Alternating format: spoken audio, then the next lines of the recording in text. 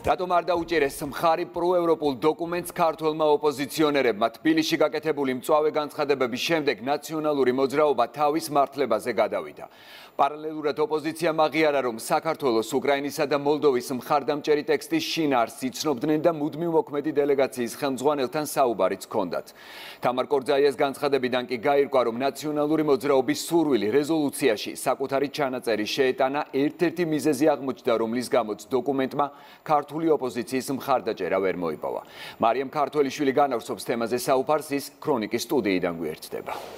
ბრიუსელში მყოფი ოპოზიცია, როგორც ჩანს, საკუთარ პასუხებში დაიკარგა, ჯერ თქვეს, რომ დოკუმენტს საერთოდ არ იცნობენ, ამის შემდეგ მოვისმინეთ, რომ რეზოლუციის ტექსტი მათ სათითაოდ მიიღეს, თუმცა ითხოვდნენ პირისპირ მოლაპარაკებებს. ბოლოს კი თამარ კორძაიას აღიარებიდან გაირკვა, რომ საქართველოს ევროინტეგრაციის მხარდამჭერ რეზოლუციაზე ხელმოწერის სანაცვლოდ ნაციონალური მოძრაობა და ევროპის სახალხო პარტია პროექტში ჩანაწერის გაკეთებას ითხოვდა. აღიარეს ისიც, რომ მათ ჩანაწერის გაკეთებაზე უარი არ მიუღიათ, თუმცა ქვეყნის მხარდაჭერაზე უარი მაინც თქვეს. არათანმიმდევრული პასუხების ბოლოს ნაციონალური მოძრაობა და თამარ კორძაია ხელს სხვა ქვეყნის დელეგაციებისკენ იშვენენ. სახელისუფლებო გუნდმა კი ოპონენტები ტყუილში ბრიუსელშივე ამხილა, ამბობენ, რომ რეზოლუციაზე ხელი უკრაინის, მოლდოვის და საქართველოს დელეგაციის წევრებს უნდა მოეწერათ.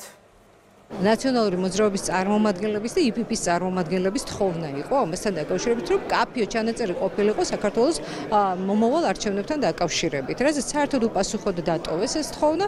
შესაბამისად, ინიცირების საკითხი ერთია და მეორე თუ მოახერხებდა ამ რეზოლუციაზე უკრაინელების, მოლდოველების, აზერბაიჯანელების, სომხების მხარდაჭერას ქალბატონი ბოჭორიშვილი, მაგრამ მხარდაჭერა უკვე სხვა საკითხი. განსაკუთრებული ფორმებით უნდა მომხდარიყო მათთან ხვეწნა მუდარის პროცედურის განხორციელება ქართული ოცნების მხრიდან იმისათვის, რომ საქართველოს მხარდამჭერ რეზოლუციაზე ხელი მოეწერათ.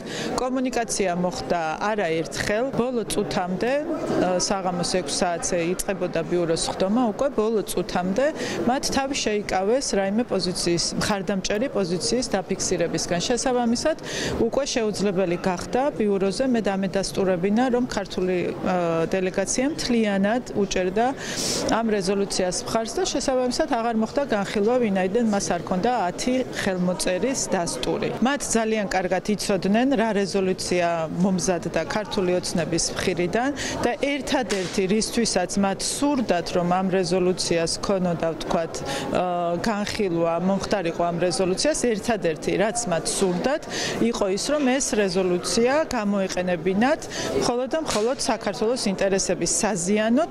ამას ადასტურებს ის, რასაც ისინი ამბობენ. ანუ რეზოლუციაზე ცვლილებებს ამზადებდნენ, თუმცა ის ვერ მოახერხეს, რომ თანხმობა ეთქვათ პროცედურის გაგრძელებისთვის.